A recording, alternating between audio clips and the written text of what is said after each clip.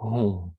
Na fronteira noroeste do país de origem, no coração de pólen de uma flor de lótus, você obteve o mais excelente e maravilhoso seed.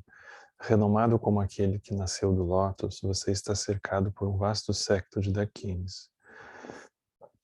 Enquanto pratico seguindo seus passos, rogo que se aproxime para conceder suas bênçãos.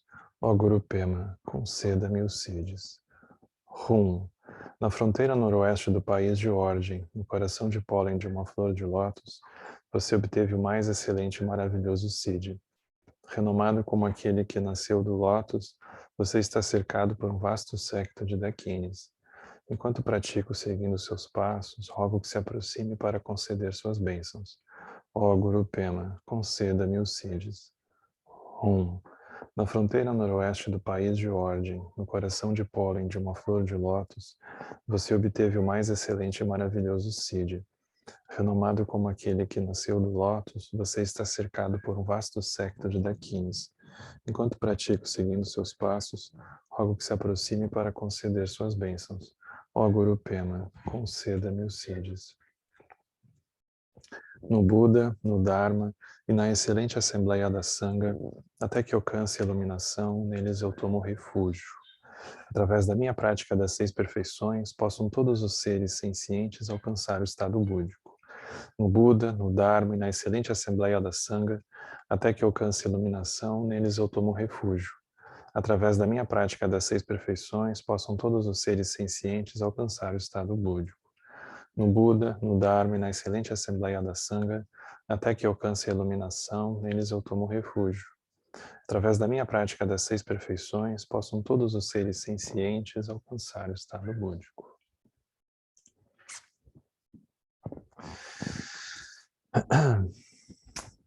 Então a gente vai seguir esse estudo, né, do Diálogos de um Sonho. Eu vou colocar aqui no chat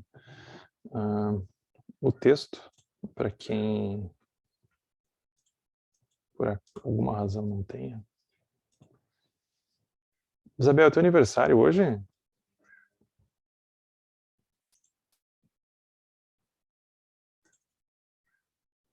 Parabéns. Sim, sim. Parabéns, legal.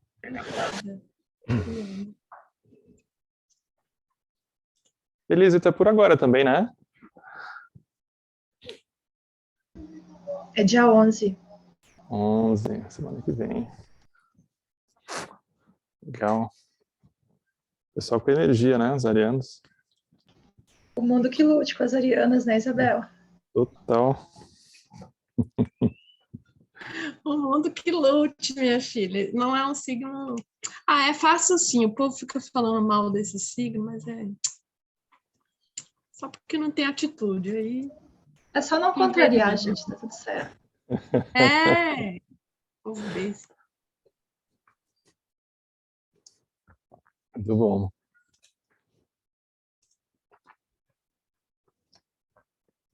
Bom, gente, a gente está entrando na sexta parte, né, desse texto, que ele é bastante longo, mas ele é uma sucessão de uma conversa, né?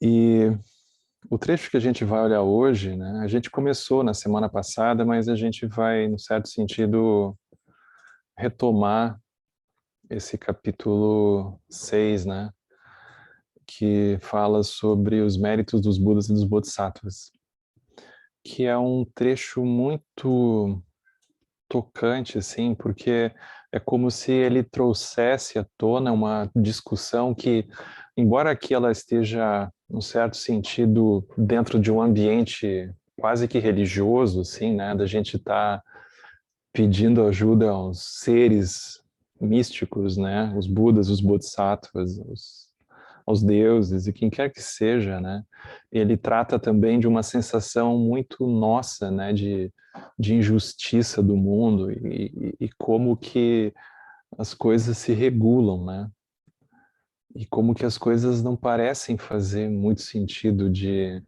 é como se a gente fosse muito duras penas se dando conta que o samsara, ele não é justo, mas é o samsara, ele segue sendo samsara. Então, como perceber que é o samsara, essa condição que a gente olha e a gente vê como se fosse o mundo, né? Então, a pergunta do imperador do Japão, que é quem está fazendo as questões aqui, para o Muso Soseki, que é esse mestre Zen que responde, ela como se, num certo sentido, ela nos representa, né?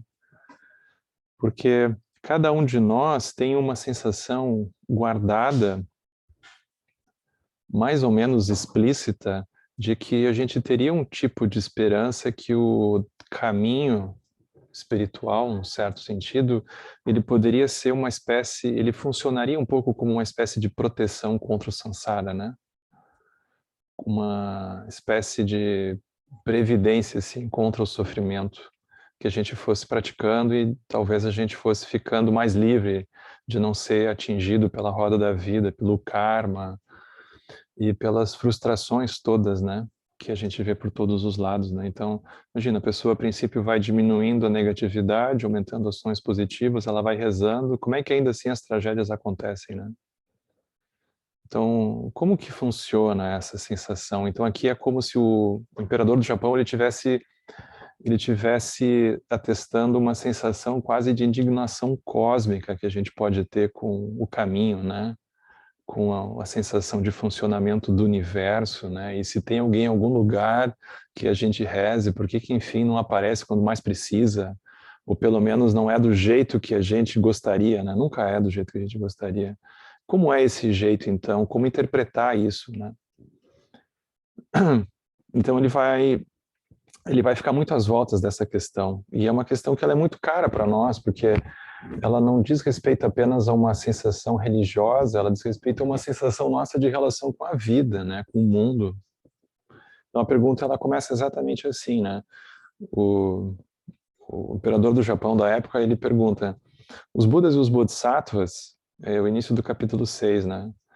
Os Budas e os Bodhisattvas, eles fazem um voto de realizar os desejos dos seres sencientes. Eles têm esse voto. Então nós esperaríamos, portanto, que eles confortassem todos os seres e que eles aliviassem os seus sofrimentos, mesmo que isso não lhes fosse especificamente requisitado. Tanto que, eventualmente, uma situação dramática em específico não tenha sido direcionada, eles deveriam saber que é o trabalho deles, né? Por que então, em todas as eras, até mesmo pessoas que rezam sinceramente têm as suas preces tão raramente atendidas? Isso aqui é um texto do ano 1300, né?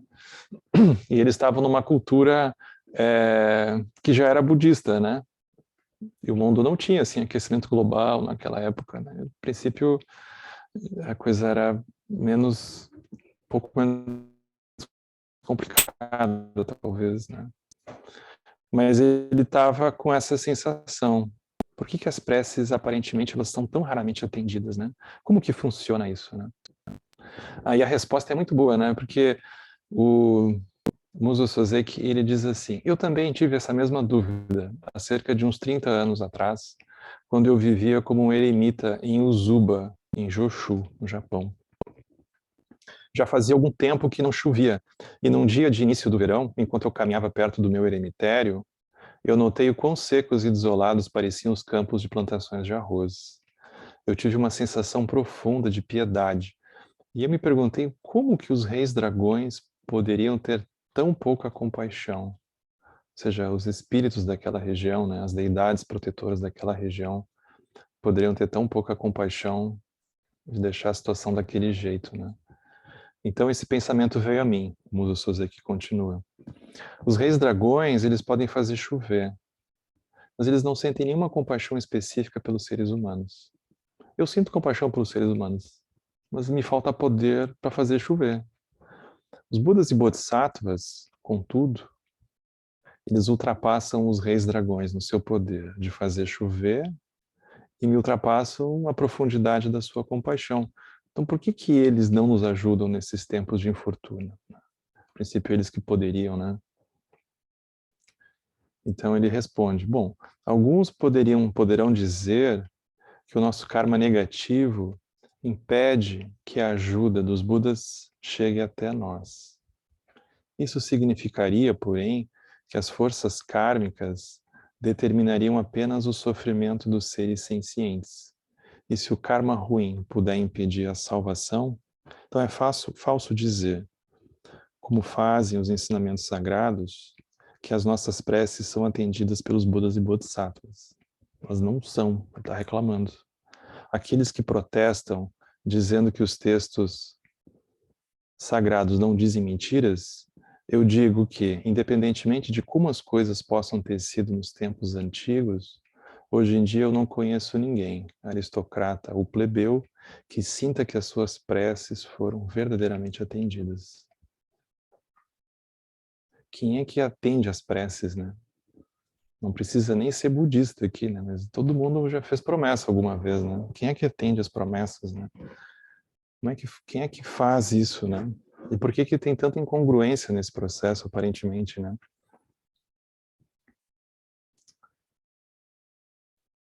Eu estava vendo no Instagram do Alan Wallace e ele tem uma citação do Gyatro Rinpoche bem parecida com isso aqui, né? Eu vou ler para vocês. O Gyatro Rinpoche disse assim, né? Quantas vezes nós já suplicamos para o lama, para uma deidade, qualquer coisa nesse sentido, pedindo, por favor, abençoe o meu fluxo mental, eu rogo. Quantas vezes a gente já fez isso? Nós temos recitado esse tipo de preces centenas de bilhões de vezes, mas nós não estamos dispostos a abandonar a nossa negatividade. Nós não estamos dispostos a deixar ir o apreço que a gente tem à nossa própria identidade. Nós dizemos, me abençoe naquele segundo. E no instante seguinte, nós nos voltamos para o samsara. Por nos recusarmos a abandonar o nosso ego, mesmo que um pouquinho, parece que nós, na verdade, estamos dizendo, ei, não me aborreça com a sua bênção. Nós pedimos por bênçãos com as nossas bocas, mas nos viramos delas com as nossas mentes. Então, o sentido que ele está trazendo aqui é um pouco esse, né? Eu acho muito forte ele dizer que a gente vira as costas para as bênçãos, né? No sentido que aquilo não diz respeito necessariamente à bênção não chegar. A gente está um facho muito estreito e a gente quer que aquilo ali dentro seja alterado. E a gente não está disposto necessariamente a soltar aquilo que a gente está se identificando, né? Consegue às vezes. Então, como fazer? Aí o Muso Soseki aqui, ele segue nessa direção, né? Ele diz assim, o Buda Baisaji Aguru, que é o Buda da medicina, ele fez um voto de curar as nossas enfermidades. Mas, porém, todo mundo fica doente, né? Então, poucas pessoas estão, de fato, livres das doenças. O Bodhisattva Samantabhadra, ele prometeu servir todos os seres, mas o mundo está repleto de pessoas empobrecidas que não tem ninguém que as ajude. Mesmo que nós tenhamos muitos criados ou muitos seres à nossa disposição, quem dentre eles se qualifica como Samantabhadra, que é o Bodhisattva da excelência tudo inclusiva? Em tempos antigos, grandes professores e monges sagrados surgiram no mundo, e através da eficácia dos seus poderes espirituais, eles salvaram os seres sencientes das adversidades. Mas o mundo naquela época ainda era jovem, o fardo kármico da humanidade ainda era leve. Mesmo que esses monges e professores não tivessem empregado seus poderes espirituais, seria improvável que as coisas tivessem dado seriamente errado naquela época. O mundo agora está contaminado e corrompido. E a virtude da humanidade ela é muito superficial. Por que é que agora, justamente quando essas figuras sagradas, com seus poderes espirituais, são tão urgentemente necessárias, elas estão todas no nirvana ou num samadhi profundo e não aparecem no mundo? Essa revolta todo mundo já teve, né? Então ela é legítima, ela é bem legítima, porque o próprio mestre aqui está dizendo que ele mesmo se debateu com isso, né? Então ela é uma revolta legítima. Então é interessante, daqui para frente ele começa a compartilhar como que ele mesmo foi lidando com essas situações, né? Como que ele foi lidando com essas sensações. De alguma forma, o caminho consertar o mundo, ou pelo menos a minha vida, né? O quanto de expectativa que a gente tem nesse sentido, né?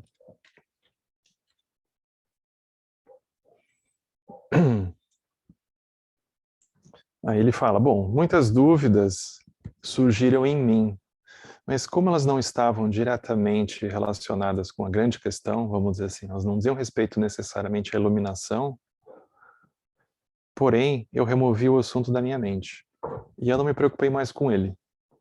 No entanto, após 1 mês ou 2, eu me lembrei de alguma coisa.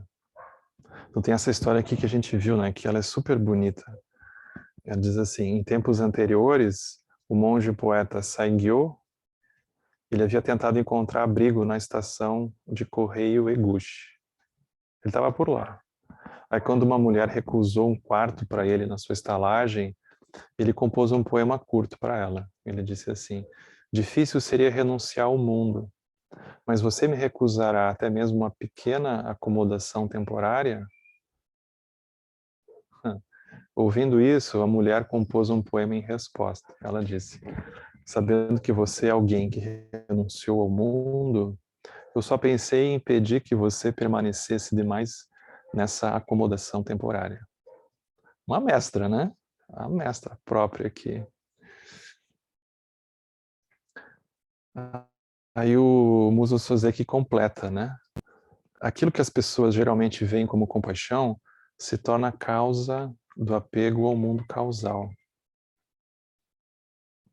Assim, uma falta de compaixão e o fato das coisas falharem em seguir de acordo com os nossos desejos podem, na verdade, ajudar a nos liberar do ciclo do samsara. As coisas são completamente imprevisíveis, né? Então, como lidar com isso, né? Como lidar com o que aparece? O fato de que as coisas não vão sair conforme a gente planejou, isso não necessariamente é uma falta de compaixão dos Budas, né? Ou do mundo com a gente. É o jeito como as coisas são, né? Então, como olhar para isso, né? Então, é como se a gente precisasse também olhar nessa nossa experiência muito íntima, assim, pessoal, de que quando as coisas estão aparentemente indo bem, dentro da nossa interpretação, né?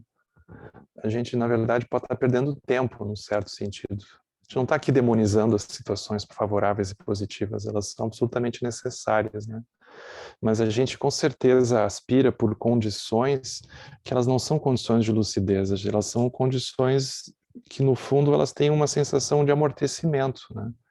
De um esquecimento, como se fosse um conforto assim que a gente liga, tipo um dia quente que a gente entra, liga o ar-condicionado, se puder, fica ali e deixa o mundo que se exploda, a gente fica ali.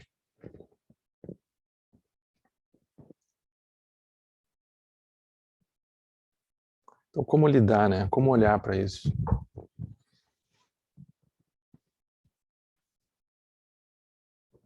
Aí ele começa a contar histórias, né? Essa é a primeira, essa é ótima. Depois ele conta outra. Ele disse assim: eu também me lembrei de uma outra história.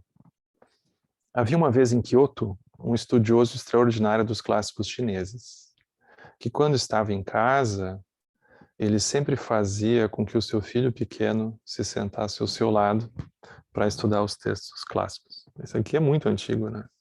Se o texto já era clássico em 1300, façam as contas, né? Então, todos os dias, antes de trabalhar no seu cargo no governo, esse estudioso colocava o pequeno menino num berço, com tamanho suficiente apenas para que ele se sentasse. Pendurava o berço de uma viga com uma corda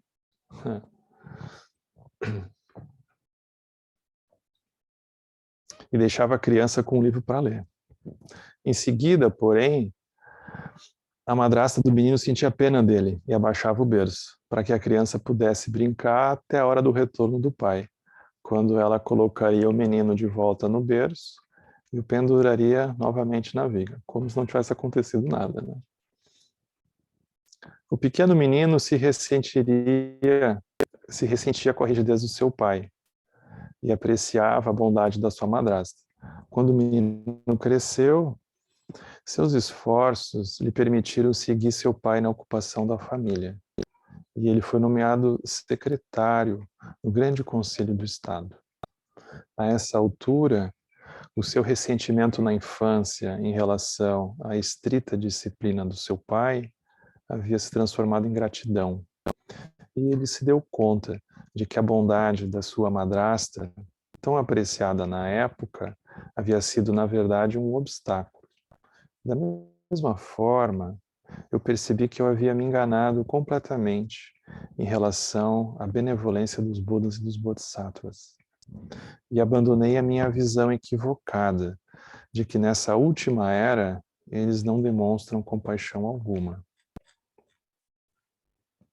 Aí ele diz, os Budas e Bodhisattvas, eles fizeram diversos votos, mas no coração de todos eles está a intenção de liberar os seres sencientes da delusão sem início do samsara e de conduzi-los à margem iluminada da mente pura original. Todos os desejos dos seres comuns, contudo, eles têm as suas raízes no mundo do renascimento e da morte. Seria verdadeiramente compassivo da parte dos sábios sagrados satisfazer tais desejos? Então, é como se ele tivesse questionando uma sensação que a gente pode ter que tem uma diferença entre, por exemplo, a gente rezar para que a lucidez se estabeleça, que a gente tenha lucidez. E tem uma diferença disso para a gente querer que o que esteja acontecendo suma, assim, né? Como se fosse possível tomar um paracetamol e foi, né? Então a gente vai ver isso, né? A gente não tem o hábito de, por exemplo, nesse sentido aqui, como ele está colocando rezar, né? A gente rezar para que o que esteja acontecendo a gente consiga iluminar profundamente. A gente reza para se livrar, mas a gente não reza para iluminar aquilo. É muito pouco provável que isso aconteça. Então essa é um pouco o desafio que ele está colocando, né? A gente pede para a questão evaporar, ela desaparecer. Não que a gente possa iluminar. E para iluminar a gente vai precisar ficar com ela, a gente vai precisar olhar ela do avesso, do avesso, do avesso. A gente vai precisar fazer isso. Então é muito interessante, porque quando a gente olha o caminho na perspectiva das identidades, é como se a gente olhasse uma trajetória ascendente, né? A gente não vê que o caminho ele é circular. Então tem a roda da vida e tem a roda do Dharma. A roda do Dharma significa que o caminho ele não é linear, ele não é uma ascensão assim. Ele não só é torto, como ele é circular. Então tem momentos em que aquilo a luz vai apagar e a pessoa não sabe onde é que liga o interruptor. E como é que faz, né? Então isso é assim. Isso não é uma falha na pessoa, isso é a própria descrição do caminho, como que ele acontece, né? Quem está acompanhando o Lama de manhã no estudo do Surangama fica vendo, né? O Purna, um arhat, no último estágio, coisas assim, não viu, né? Não viu. É muito interessante, né? Como essas questões, elas aparecem, né? Então, seria verdadeiramente compassivo da parte dos sábios sagrados satisfazer desejos ou aspirações que a gente tem dentro da roda da vida, né?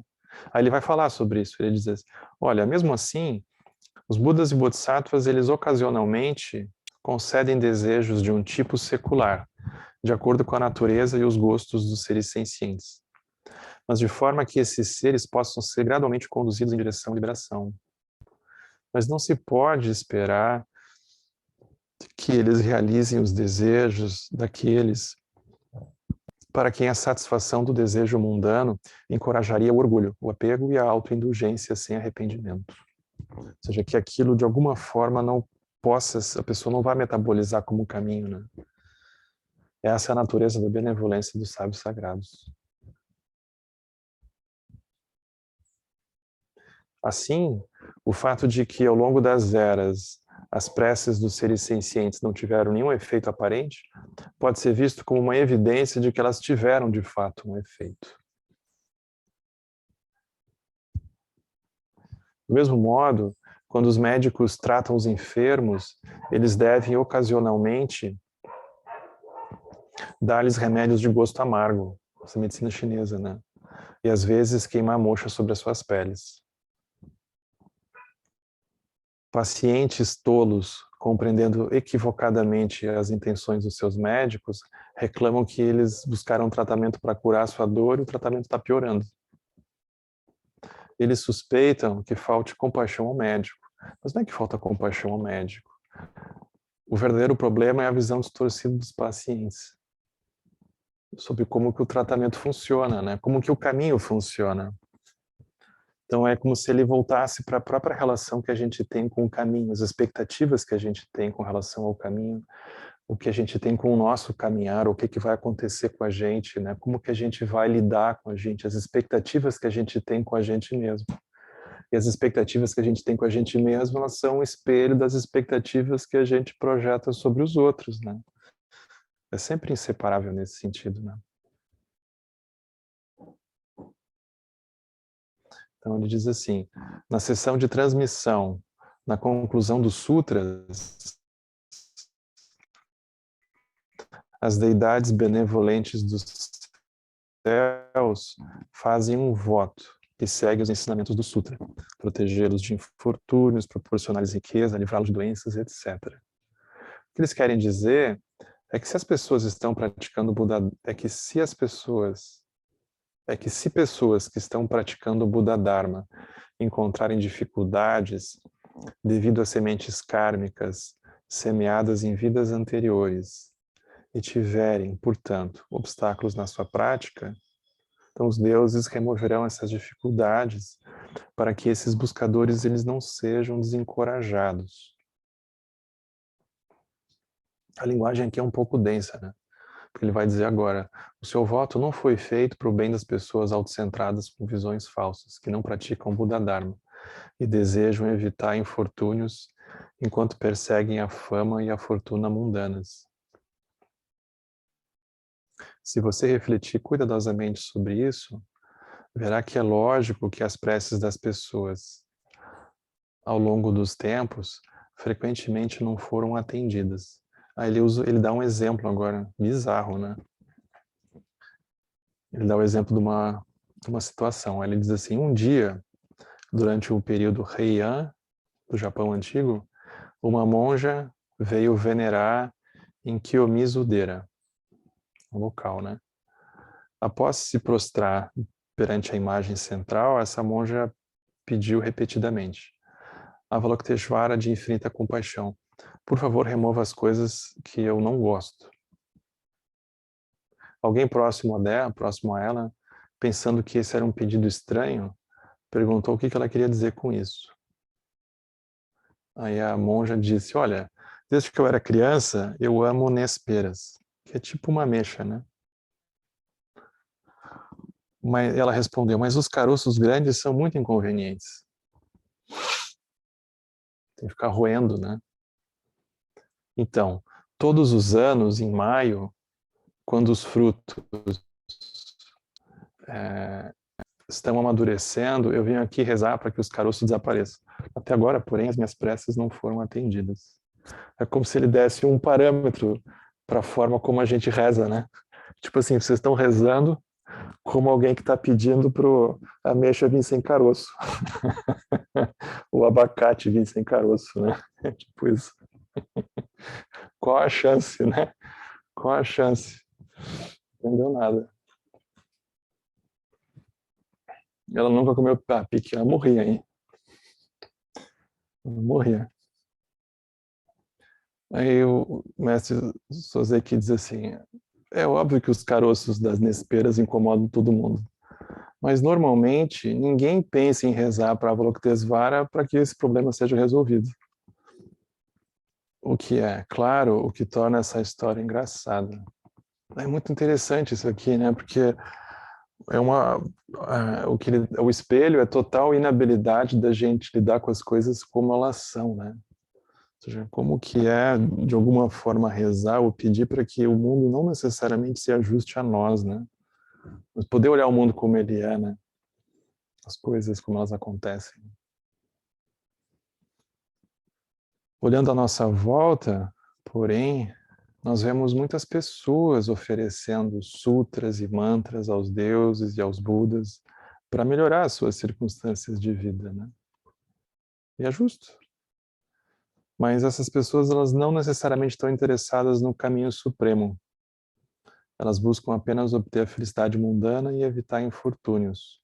Sendo assim, será que era realmente mais tolo para a monja rezar para que os caroços de Nespera desaparecessem? Aí ele usa uma outra imagem, né? Ele diz assim, imagina que você foi até a casa de um homem rico e pediu por alguma pequena ninharia. Você estava na chance, né? Uma casa rica. Aí você foi pedir uma ninharia. Se isso era tudo que você queria, você poderia igualmente ter pedido a alguém que não fosse rico. Embora você pudesse, é claro, responder que faz sentido pedir algo insignificante, já que os ricos geralmente são gananciosos e não se pode esperar que eles se desfaçam de bom grado de alguma coisa que tem um valor real. Os Budas e Bodhisattvas, porém, são vastos na sua grande compaixão, ao contrário dos ricos do mundo. Preces que não buscam mais do que a felicidade material finita os desagradam. Eles desejam apenas que as pessoas aspirem ao caminho supremo. Assim, aqueles que vão até eles com pedidos de coisas mundanas são ainda mais tolos do que aqueles que bateriam a porta de um domicílio rico para pedir algo sem valor. Então aqui ele troca, né, a imagem, né? Ao invés da gente pedir para ameixa vir sem caroço, a gente vai na casa dos Budas, né? Eles são muito mais ricos do que os ricos, e a gente vai pedir ninharias em geral, né?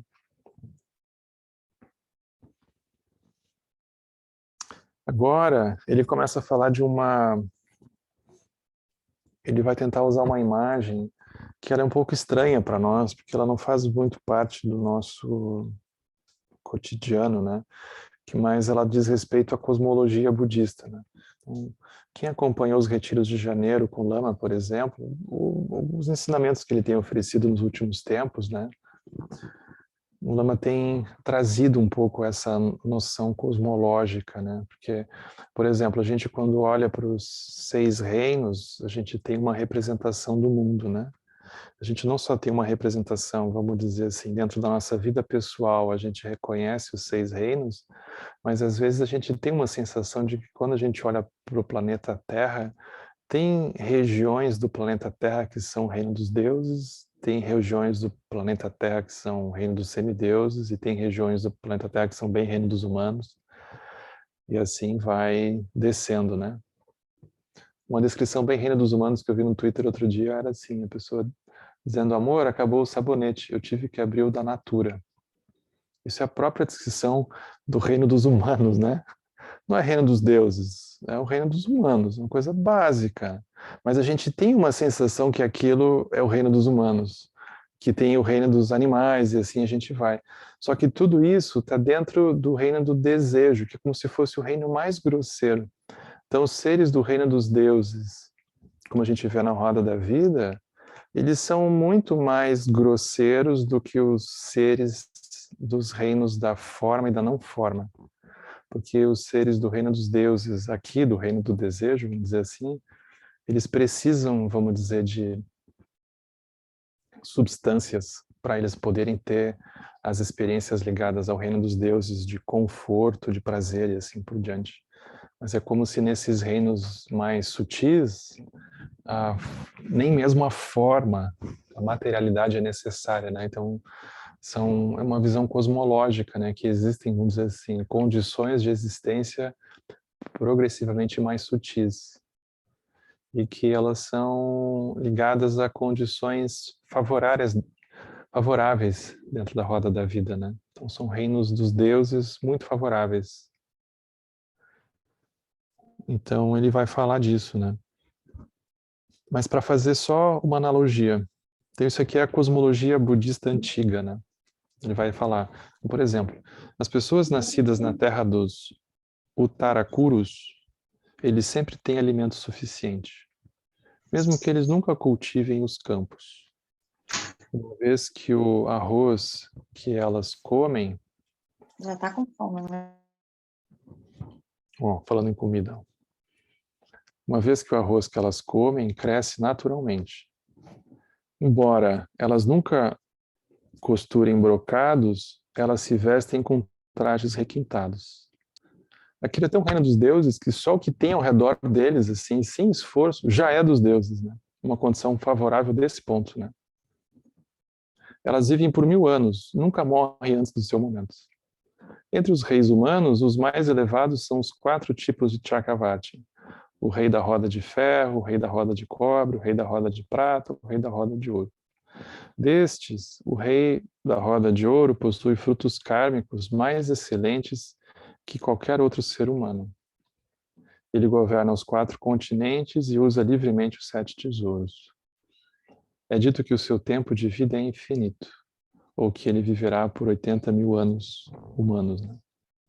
Parece que a gente está lendo O Senhor dos Anéis aqui, né? Mas quase. No reino do desejo, há os 6 paraísos. O primeiro e mais baixo é o paraíso dos reis dos 4 quartos, onde residem os 4 reis celestiais. Nesse paraíso não falta boa sorte. Os seres nesse reino, eles vivem por 500 anos, com cada dia sendo equivalente a 50 anos no reino dos humanos. Essa é uma conta aproximada que eles fazem, né? Uma das explicações que é utilizada é assim, por exemplo, para gente aqui, assim, uma experiência mais reino dos humanos, a experiência do reino dos deuses, ela acontece, mas é como se ela não fosse tão fugaz, ela não fosse tão duradoura quanto o reino dos deuses, né? Então, mas a imagem que se usa é assim, por exemplo, a gente quando tem uma experiência muito maravilhosa, muito fantástica, a gente nem vê o tempo passar. Quando a gente viu, passou, nossa, mas o dia se foi, eu nem vi. É como se a gente tivesse suspenso a coisa mais ordinária. A nossa mente ela foi para um outro plano, depois ela volta. Então a imagem que eles usam é essa, né? É longo porque esses seres são capazes de entrar nesses estados e eles ficam muito tempo, muito tempo. Parece que é bom, mas tudo passa. Essa que é a questão. Então, o apego é proporcional. O sofrimento, portanto, ele é proporcional também. Nada fica de graça no samsara, essa é a questão. Né? Nada fica de graça. O tombo é proporcional. Então, nesse paraíso não falta boa sorte. Mas imagina quando a boa sorte passa, o tombo que não vem, né? Então, os seres nesses reinos, eles vivem por 500 anos. Cada dia sendo equivalente a 50 anos no reino dos humanos. O nível seguinte é o paraíso dos 33 deuses, localizado no topo do Monte Sumero. O rei desse Vaisnavana e os outros reis. Os frutos do karma sacra não são de modo algum irrisórios. Seu tempo de vida é 1000 anos. Nos 4 paraísos acima do paraíso dos 33 deuses,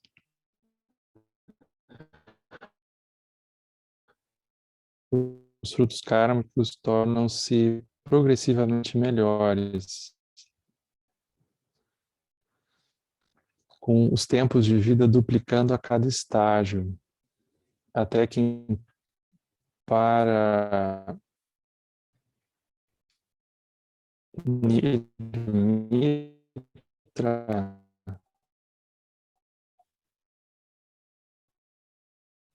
Vasavartin, o sexto ano.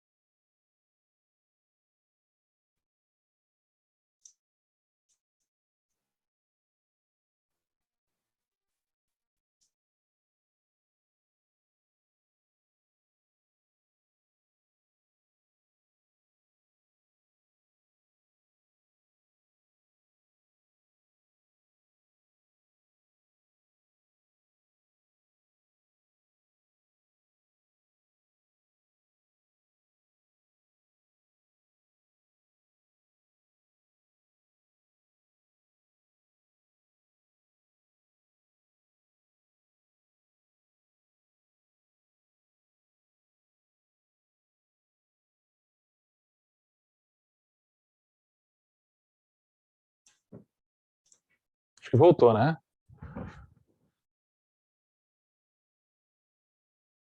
Maravilha. Tá chovendo muito aqui em Viamão. Quer dizer, agora tá uma garoa, mas essa tarde choveu bastante.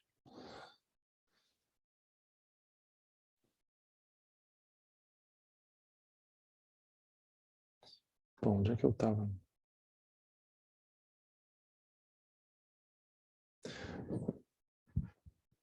A gente perdeu um pedacinho. Tá.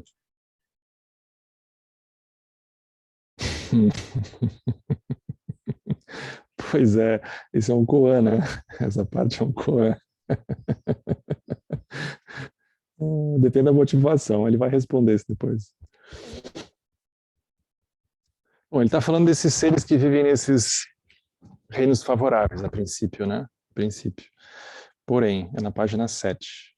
Ele diz assim, embora os seres que residem nesses paraísos sejam deidades muito leves, eles ainda assim nascem dentro do reino do desejo, de forma que quando o tempo que lhes cabe se aproxima do fim, todos eles devem passar pelo sofrimento das 5 degenerescências.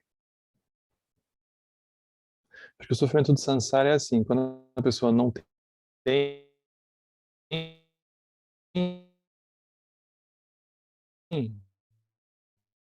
algo, ela não tem aquele sofrimento correspondente a um dia não ter mais. E assim vai, né? Então, se eles tiverem uma condição absurdamente favorável, eles têm um sofrimento correspondente a tudo aquilo que um dia eles não vão ter. É um universo que fica muito estreito, né?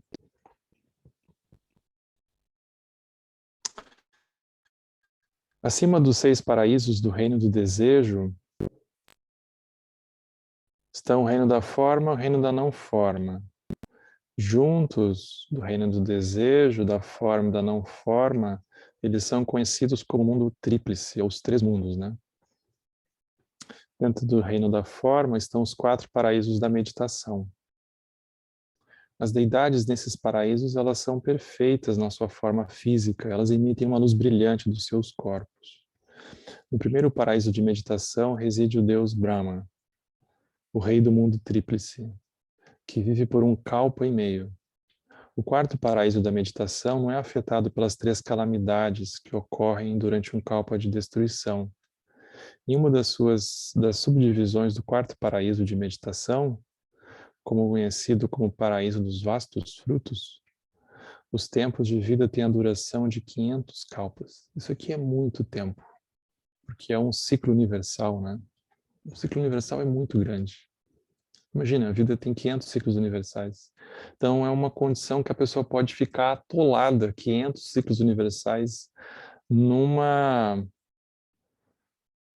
esferazinha pequena, assim, da experiência, né?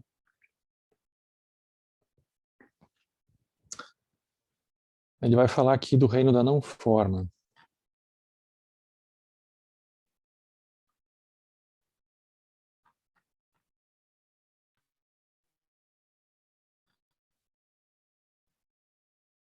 No reino da não forma também há 4 paraísos, cujas deidades não possuem forma física. Portanto, elas não têm necessidade de coisas como alimento, vestimento ou riquezas. São reinos em que a experiência é muito mais sutil, ela não é tão grosseira. Então fica mais complicado ainda. Os tempos de vida são 20.000 kalpas no paraíso do espaço vazio sem limites. E de 80.000 kalpas no paraíso onde não há pensamento nem não pensamento. O quarto e mais elevado dos paraísos da não forma, que são aqueles estágios de meditação que o Lama descreve, né, nesses sutras que ele está estudando mais recentemente, né. Então aqui é interessante, ele usa a mesma fonte, né, os ensinamentos do Buda sobre isso. Aí agora vem a parte que nos interessa mesmo, né? Ele diz assim, olha, embora todos esses lugares, tais frutos kármicos sejam de fato maravilhosos, todos eles são resultado de causas positivas condicionadas, que surgem do samadhi no mundo corrompido. Eles são, portanto, limitados, e as deidades, em algum momento, terão que renascer nos reinos maléficos. Como o Sutra do Lótus diz, não há segurança nos 3 mundos. Eles são como uma casa em chamas. Essa imagem é muito antiga, né? uma casa em chamas. A gente não olha assim, né, para nossa casa, para nossa vida como se fosse uma casa em chamas. Mas a gente não está vendo a fumaça, né? Essa é a delusão. O Kalpa é um ciclo universal. Início, sustentação e fim do universo. É muito vasto, é uma aproximação matemática que se faz, né? Aí ele agora começa a fazer essas comparações, né? Ele diz assim, olha, as pessoas nascidas no mundo maléfico das 4 impurezas, independentemente de quão boas são as suas circunstâncias kármicas elas possam parecer, elas não se comparam às pessoas do continente do norte, de Uttarakuru, sem mencionar os deuses nos paraísos. Mesmo os seres humanos de vidas mais longas chegam a 100 anos de idade. Só que 100 anos não são mais do que um único dia no paraíso dos 33 deuses. E não são sequer um instante em comparação com os tempos de vida de 80 mil kalpas do paraíso, onde não há pensamento nem não pensamento. Então aqui é mind-blowing, assim, né? Porque a gente está pedindo uma coisa e está dizendo, olha, vocês nem imaginam tudo que existe por aí, né? Nesse universo. Qual a diferença, então, de fazer preces para os deuses e Budas por benefícios superficiais e passageiros e fazer preces com a monja, aquela da Mecha, né? Da Nespera, para que os caroços sejam removidos das nesperas? É patético, de fato, pedir por coisas insignificantes. E mesmo que os seus pedidos sejam atendidos, se isso significa viver a sua vida em vão e sofrer o renascimento nos reinos maléficos. A contemplação da gente é tipo assim, vamos supor, não, os pedidos foram atendidos, aquilo deu certo.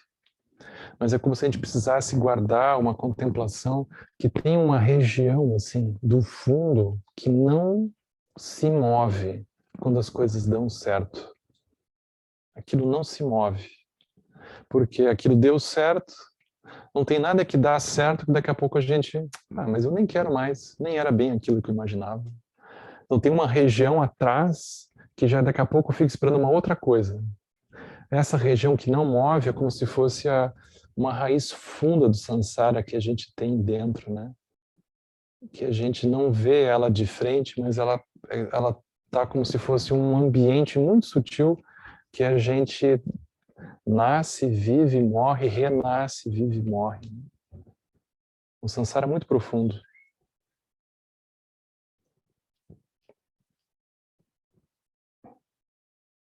Então ele diz, se pelo contrário você fizer preces para atingir o caminho supremo, você experimentará, se não o verdadeiro despertar, pelo menos um fortalecimento das suas raízes kármicas positivas, amplificado pelo poder espiritual de ajuda, né, dos deuses e dos Budas, de forma que você naturalmente evitará infortúnios e passará os seus anos em paz, não apenas na vida atual, mas em muitas vidas futuras. Aí aqui tem uma coisa interessante que é difícil de achar, né, que ele fala aqui, que é um ponto é difícil de achar isso aqui, né? Dito assim, direto, né? Embora os Budas tenham uma liberdade perfeita de operar em todas as coisas, há 3 coisas que eles não podem fazer. O que os Budas não conseguem fazer, mesmo sendo Budas? Primeiramente, eles não podem guiar aqueles com quem eles não possuem conexão kármica. Então essa é um pouco a discussão que a gente teve na quarta, né, daquela imagem do Dalai Lama. O Dalai Lama dizendo, olha, tem seres que não vão chegar até mim, eles vão chegar até vocês. E eles estão só esperando vocês melhorarem um pouquinho, porque é com vocês que eles vão cruzar, não é comigo, né? Então os Budas é a mesma coisa. Eles não vão chegar em todos.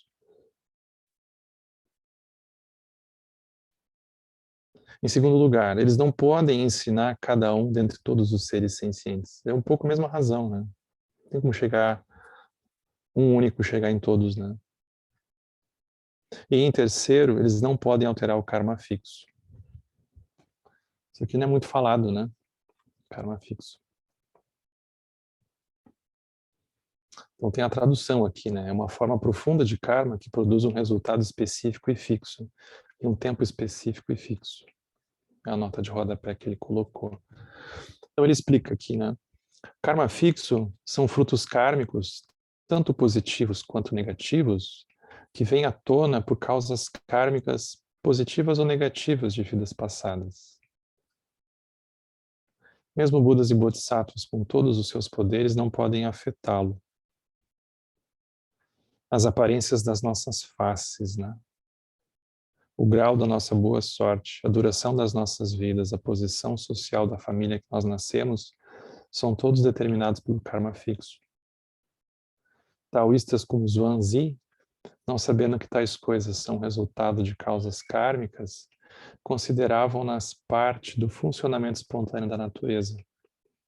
No budismo é diferente, ensinando que aqueles que sofrem resultados kármicos negativos, devido a causas kármicas negativas do passado, irão, se compreenderem o princípio da causalidade, desfrutar de resultados positivos em vidas futuras, se deixarem de produzir causas negativas na vida atual.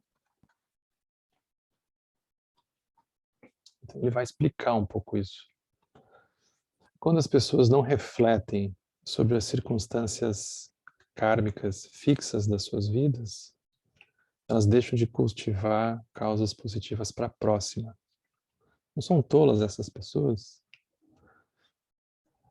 Então elas são como um fazendeiro que durante a primavera deixa de arar, fertilizar e regar suas plantações e que é descuidado com seus brotos. Aí quando chega o outono, quaisquer plantas de arroz que ele possa ter mal,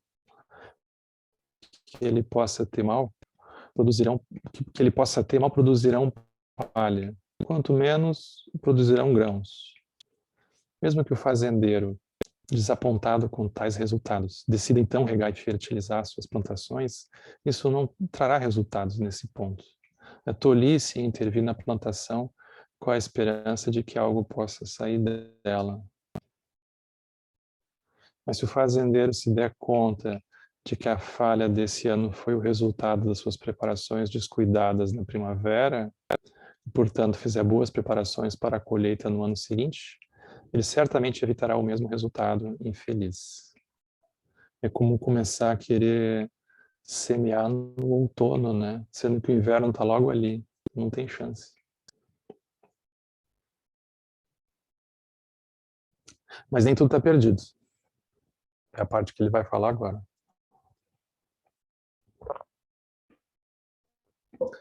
Então ele diz assim, há um sutra que diz que através do poder de um Buda e do poder do Dharma, até mesmo o karma fixo pode ser modificado. Embora essa não seja uma visão comum do budismo, se a pessoa abandonar a sua vida de apego anterior e repousar na verdadeira consciência, praticar com sinceridade, fizer preces para que as circunstâncias kármicas da sua vida sejam alteradas, de forma que ela possa completar o caminho ou trazer benefício aos outros seres, então o poder do Buda e o poder do Dharma são capazes de influenciar até mesmo um karma fixo. É um karma que a pessoa se identifica muito, né? Ela se identifica muito, como se ela morasse dentro daquilo. Isso aqui é muito profundo, porque a gente tem uma sensação, assim, eu tenho tais karmas, mas no fundo não é bem isso, né? No fundo é assim, nós somos os karmas, né? Não tem um eu separado dos karmas, assim. Aí a pessoa vai tirando aquilo, como vai abrindo uma mochila e tira isso, tira isso, tira isso, tira isso. Não. A própria sensação de existência nossa se dá através dos karmas, né? A gente se sente existindo a partir dos karmas.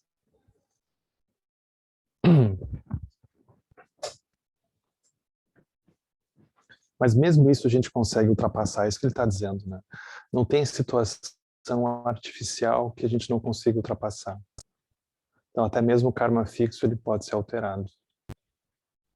Então, porém, se a pessoa fez preces por longa vida e prosperidade, devido ao apego a desejos autocentrados, essa mente avarenta ela não está de acordo com a mente búdica. E, portanto, os Budas não são capazes de ouvir o pedido nem de atendê-lo. Assim, é dito que mesmo o poder de um Buda não pode prevalecer sobre o poder do karma. Tem essa coisa, né? Os Budas eles não podem alterar o karma dos seres. Não tem como, né? A grande compaixão forma a própria essência dos Budas, E assim eles dizem que sentem compaixão por todos os seres sencientes, como se esses seres fossem seus próprios filhos queridos. Eles podem alertar a gente, né? Isso eles podem alertar. Mas eles não podem fazer o serviço por nós, né? Não tem alguém que possa fazer o serviço por nós. No fundo, o que ele está dizendo é isso, né? A gente pode ser alertado, a gente pode ser apoiado, né? A gente pode ser guiado, mas é a gente que vai ter que fazer aquilo, né? No fundo, é isso que ele está dizendo, né? A gente queria poder pegar no colo, né? Vocês vão ver, vai ter um exemplo agora, é isso, vai pegar no colo. E aquilo não funcionou. E não é fácil, porque a gente queria pegar no colo.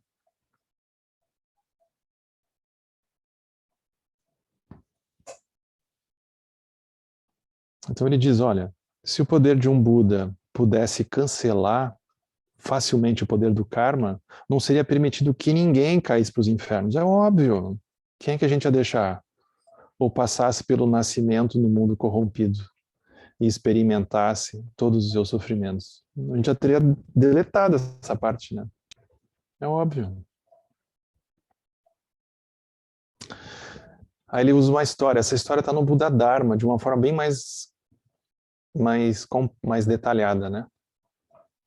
Está lá no Buda Dharma, em detalhes, essa história. A história é assim. Quando o Buda Shakyamuni ainda era vivo, o príncipe Virudaka Kosala, que era uma região da Índia, ele foi ridicularizado pelo clã Sakya. Então era uma briga que tinha lá, né? Com a família do Siddhartha, né? Que era do clã Sakya, com desse outro clã. E após a sua entronização, ele invadiu Kapilavastu, que era a região onde morava a família do Buda, né, do Siddhartha. E eles massacraram, as contas são sensacionais, né? 99.900.000 Sakyas. Assim, os indianos são um pouco exagerados. Eles dizimaram um monte de gente, né? Vamos deixar assim, né?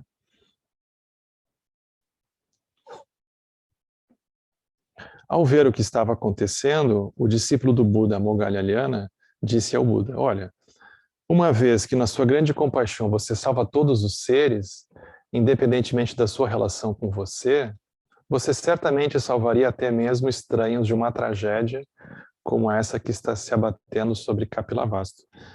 O clã Sakya, ele foi praticamente dizimado um pouco antes do Buda vir a morrer, né? Teve isso, imagina. Mas aqueles que estão sendo massacrados, o Moggallaliana foi lá protestar com o Buda. Eles são todos da tua família, do teu clã. Por que então você não os salva? Então, ele deu uma chegada no Buda. Aí o Buda respondeu, esse massacre é resultado de sementes kármicas semeadas em vidas passadas, e assim eles não podem ser salvos. Mas o Moggallaliana, ele era teimoso, então ele não se convenceu. Ele pensou, vou dar um migué. Aí, mesmo ouvindo essas palavras diretamente do próprio Buda, ele não estava convencido. O Moggallaliana, ele tinha siddhis, né? Poderes sobrenaturais. Utilizando seus poderes sobrenaturais, haviam sido mortos, e os levou para as proximidades do paraíso dos reis dos 4 quartos. Ele achou um reino dos deuses e escondeu eles lá, sob uma enorme tigela que ele havia conjurado. Ele fez surgir uma tigela e botou todo mundo embaixo, como se fosse um casulo, assim, né? Uma concha. E deixou eles lá escondidos. Dessa forma, pensou ele, eles podem escapar do ataque de Virudaka. Então ele se dirigiu ao Buda e foi lá contar o que ele tinha feito. O Buda disse, a influência do karma se estende por toda parte. As 500 pessoas debaixo da tigela estão todas mortas. Moggallaliana voou, na verdade, né? Voou para o local onde as pessoas estavam escondidas, apenas para ver que as palavras do Buda estavam corretas. Os sutras relatam muitas histórias como essa, enfatizando que a operação do karma não pode ser facilmente modificada. Se a gente olha da perspectiva grosseira, não tem saída, né? Está condenado. Mas o processo é sempre a gente olhar que aquele karma não somos nós. Nós não somos aquele karma, né? A liberação vem da gente olhar, tentar olhar desse jeito. Não é que as coisas não vão acontecer, que a chuva não vai cair, que o inverno não vai chegar. Não é sobre isso, né? É que a gente vai olhar e vai um processo que a gente vai olhando e não vai se reconhecendo mais naquela estrutura interna. Mesmo que ela venha a acontecer dentro de nós, a gente olha e a gente já não vai se reconhecendo mais, a gente vai se familiarizando de não se identificar mais. Aí ela vai perdendo a força, ela vai perdendo o poder.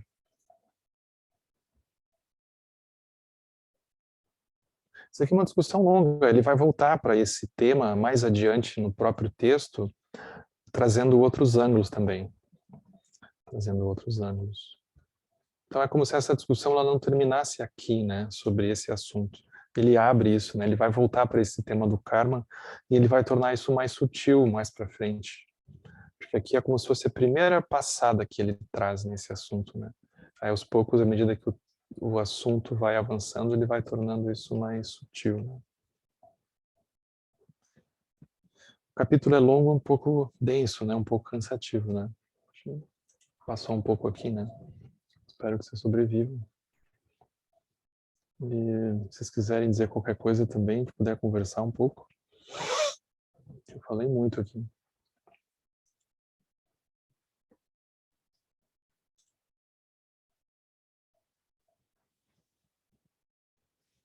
Márcio, por favor. Oi, Henrique. Eu achei bem interessante essa última parte do karma fixo. Assim, eu entendo que, de modo geral, todas as coisas que acontecem normalmente estão relacionadas a karma de vida passada ou da vida presente, né? Mas como é que fica, assim, a nossa visão em relação por exemplo, guerras em geral? Por exemplo, o que está acontecendo na Ucrânia. Imagina que tem algum karma relacionado, mas como que a gente se afasta, assim? Às vezes parece uma coisa conformista, sabe? Pensar assim. Então, parece que é uma coisa assim, onde é que fica o ponto de se a gente deve fazer alguma ação ou não sobre as coisas que acontecem, bom, na nossa vida, né? Que é o que está mais no nosso alcance. Acho que a melhor resposta que eu guardo para mim disso, né, é essa pergunta que a forma como a Lama Elizabeth Nangiel, ela coloca essa questão, né, eu acho muito maravilhosa. Ela diz, como que a gente pode queimar de amor no mundo que a gente não pode consertar? Como queimar de amor por um mundo que a gente não consegue consertar? Porque uma coisa não exclui a outra, sabe? O fato das coisas não terem... Porque quando a gente fala... É como se ela nos abrisse para a complexidade da intervenção, que é o fato de que muitas vezes a nossa intervenção de consertar, ela está ligada a uma visão estática do que está acontecendo. Então é como se a gente faz uma coisa, torna aquilo um resultado assim, e aí então como se tivesse resolvido. Mas é como queimar de amor, ou seja, como não perder o coração, o engajamento, e ao mesmo tempo estar aberto para a complexidade que é qualquer situação que a gente estiver lidando, sabe? Que tudo é muito complexo e a gente não vai conseguir reduzir em alguma coisa simples ou alguma coisa aparentemente objetiva.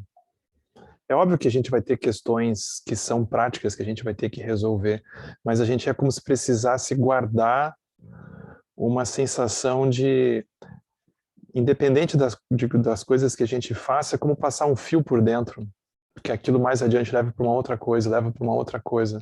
Aquilo não termina ali, né?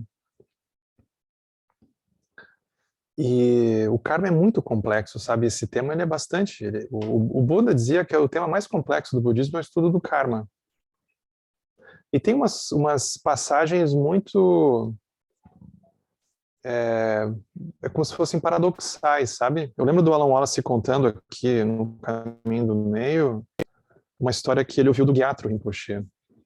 Então, Gyatro Rinpoche, jovem ainda no Tibete, fugindo da invasão chinesa, cruzou com um desses Mahasiddhas que tinha no Tibete na época, um mestre muito mais velho que ele, iluminado assim. E aí o Gyatro Rinpoche, né, o mestre do Alan Wallace, virou para esse Mahasiddha: vamos embora, vamos, os chineses estão vindo, vamos. Aí esse mestre, né, que tinha uma clarividência, ele diz: não, você vaza, você tem karma para vazar, mas eu vou ficar. Eu tenho um karma aí com alguns seres que estão vindo e eu vou ficar. E eu nunca... Demorei muito tempo, até hoje eu penso sobre isso, sabe? Porque ele podia, vamos pensar, ele podia ter fugido, a gente poderia pensar, né? Mas ele não fugiu. Eu lembro do Alan Wallace chorando contando essa história. Mais ou menos assim, a compaixão dele era tão grande que ele ficou, porque ele sabia que ele tinha conexão kármica com vários daquelas pessoas que estavam entrando lá, e que aquela conexão kármica deles, ainda que pudesse levar eles para o reino dos infernos, ele, por ser um bodhisattva, ele ia aproveitar aquela conexão e mais adiante ele ia passar um fio por dentro daquela conexão e ia tirar eles lá de dentro, não importa do que eles fizessem.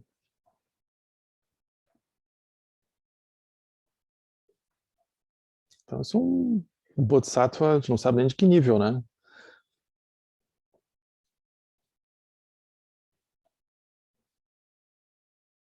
Então é um paradoxo, sabe?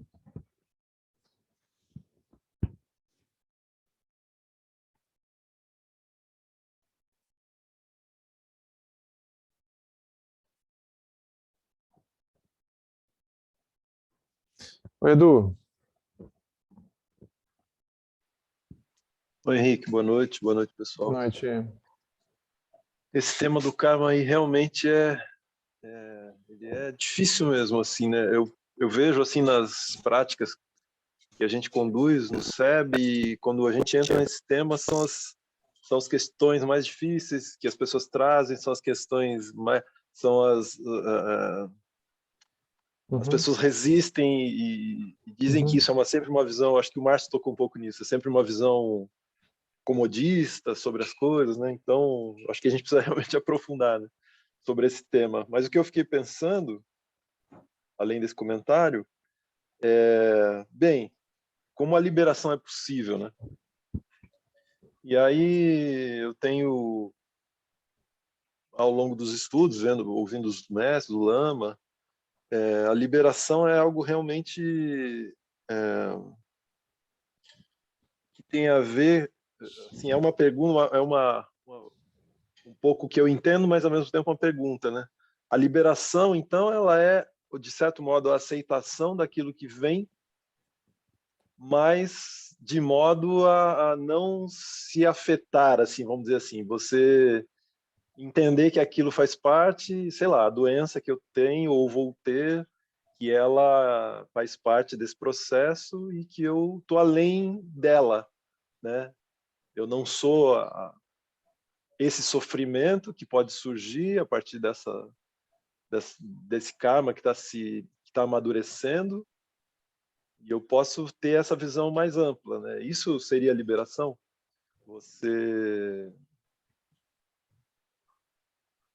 Liberação não é que não vai surgir. Justamente. Não é que não vai surgir, né? Não é sobre isso. É sobre ter espaço para aquilo mesmo caber. E uma vez que tem espaço para aquilo poder surgir, existir, cessar, a gente consiga iluminar aquilo, sabe? Como é que aquilo funciona? Como é que aquilo me pega? Como é que aquilo pega os outros? É uma questão da gente ver menos como se fosse nós e mais da gente olhar aquilo como uma experiência da própria mente. Porque, no fundo, a gente não vai conseguir deletar experiências que são próprias da mente. Elas são experiências da mente. Não tem como não ter aquelas experiências, mas como que é ter espaço suficiente para olhar para elas e, claro, ter estabilidade para não afundar com elas e ter uma clareza capaz de conseguir olhar com nitidez para o que está acontecendo. Porque quando vem, a gente não tem nem estabilidade nem nitidez, porque a ausência de nitidez é uma neblina que vem em que a gente fica enfeitiçado por aquilo. Isso é o samsara, é um feitiço. O samsara é um feitiço. E a gente olha e a gente vai enfeitiçado atrás, é assim que funciona. Mas não é só o reino dos deuses, o reino dos infernos, todos os 6 reinos, a gente é enfeitiçado por aquilo, é uma fumaça assim que vem e é psicodélico, altera a consciência, literalmente. É um alterador de consciência, o samsara inteiro nesse sentido, né? Mas como encontrar, justamente, como repousar desde um lugar que a gente não precise rejeitar e não precise agarrar e se fixar. E nem reagir. Como é ficar nesse lugar, sabe?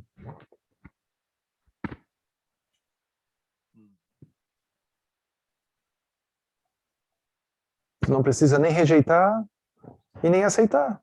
Não é sobre, não tem aversão, mas também não tá sob o poder do feitiço, mas não deixa de ver.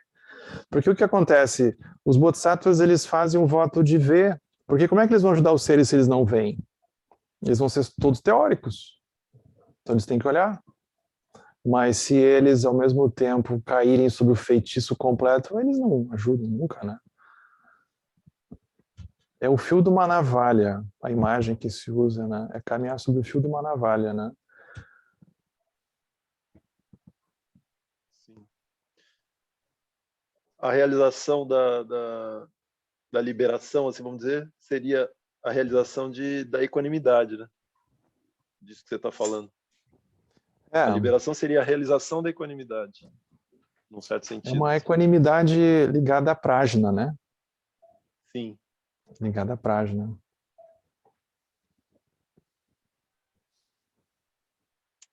Valeu, Henrique. Quando a gente lê a biografia desses grandes mestres, né, como Dudjom Limpa, é muito impressionante, porque o número de experiências que ele se permite experienciar são inúmeras, e a gente não está preparado para aquilo. A gente tem uma visão um pouco cor-de-rosa da vida, do caminho e do samsara. Mas o Dudjom Limpa andava por uns reinos aí barra pesada. Barra pesada, olha, que tu não é a barra pesada que não era nem dentro do reino dos humanos. Porque o reino dos humanos mais barra pesada não chega perto dos reinos que ele andava, como um bodhisattva. Então ele ia para uns reinos assim indescritíveis. E fazia de tudo, e voltava. Não era muito impressionante. Então isso é uma compaixão. É uma compaixão.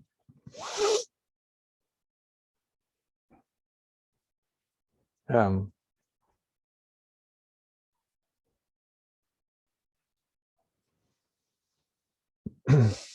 Obrigado, Edu.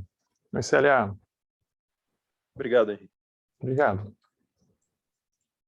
Oi, Henrique. Oi, pessoal.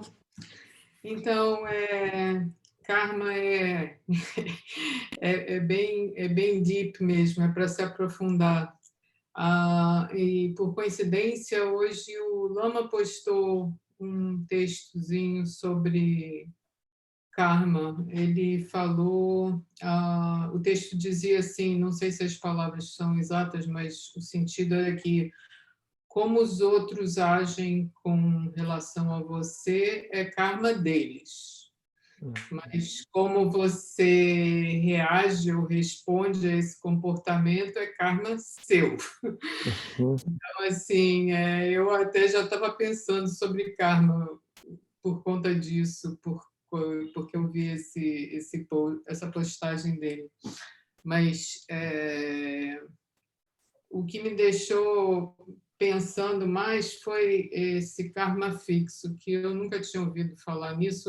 Aliás, foi na última sessão que a gente estudou esse texto, né, que aparece essa classificação de karma fixo. Então, assim, esse a gente não tem muito o que fazer, porque, assim, a não ser se faz botox, muda a cara, muda a família, essas alturas fica meio difícil. Então, assim, as circunstâncias básicas, você não tem muito o que fazer, né? Então, esse karma a gente não tem muito como mexer, né? A gente tem como mexer a nível de como a gente lida com ele. Tem que aceitar a cara, tem que aceitar a família, assim, né? Acolher, porque são condições que a gente não tem como mudar. Mas aonde a gente tem espaço para melhoria é no outro karma, que é mais geral, que esse a gente pode perceber e analisar e se aprofundar e as nossas reações e comportamentos e respostas às circunstâncias que ocorrem, né? Uhum. Agora, na verdade, o que pode acontecer é muito aos poucos essa resposta, né? Porque são comportamentos bem enraizados e se a gente se dá conta antes de responder ou consegue dar uma respirada antes de ter uma reação, já é, às vezes, um bom É progresso. lógico, com certeza. Ou seja, é trabalho para muitas vidas, mas, assim, a nível de metabhavana, que é bom, de vez em quando, fazer para mim mesmo, que eu gosto, engraçado que eu tenho essa coisa de pedir para dissipar karma negativo. E para isso ajudar no meu movimento, na minha ação no mundo. Dessa forma mesmo que eu peço. Então, espero que não esteja lá no nível dos caroços de Néspera. É válido, né? Não, metabávana sempre é válido, nem te preocupa. Não, para metabálico, assim, especificamente para dissipar karma negativo. Com certeza, com certeza. Precisa. Porque assim, o mérito, né, vamos dizer, o karma mais favorável, ele ajuda a lucidez. O karma negativo, ele dificulta a lucidez. É mais difícil, né? É mais desafiador. Então a gente vai fazer um movimento causal, é óbvio, né? A gente vai tentar. A gente vai tentar, com certeza. Super válido, necessário, né? Super válido. Só não vale a Néspera virar assim, fruta do conde, que aí a gente. O feitiço foi pelo lado errado. Vai que tem uma transgênica daqui a pouco, né? Que eles inventam, que já vem sem caroço. Eu não duvido. Os japoneses aí, quadrados, os caras inventam os negócios. Né? Mas não vai resolver. Não, tá, valeu. Obrigada, Henrique. Obrigado, Célia. E Tamara, vamos fechar com você? Oi, Henrique, oi, gente. Se você achar que está muito tarde, eu guardo para uma próxima oportunidade, não tem problema. Tá rápido? Não sei. Mas você está cansado, não tem problema, fica para uma próxima. Então tá. Tá de boa. Eu vou tentar segurar. Obrigado, então. Obrigado. Obrigado, gente. Então, a gente vai fazer a dedicação. Que os méritos deste encontro se expandam e toquem a todos. Que o Mestre Universal da Paz e da Compaixão, Sua Santidade Dalai Lama, juntamente com todos os mestres de todas as tradições que veiculam essa mensagem, tenham longa vida. Que todos estejam a salvo de gerar pensamentos negativos, o obstáculo mais destrutivo. Que esses pensamentos nunca surjam em nossa mente. E que todos os seres também estejam livres de pensamentos negativos. Cho Sung Ring Lo Chen Zan Ling Sa Sung Cha Pa Pel Bro Jo Cho Sung Não Ada Midraldo Songedesho.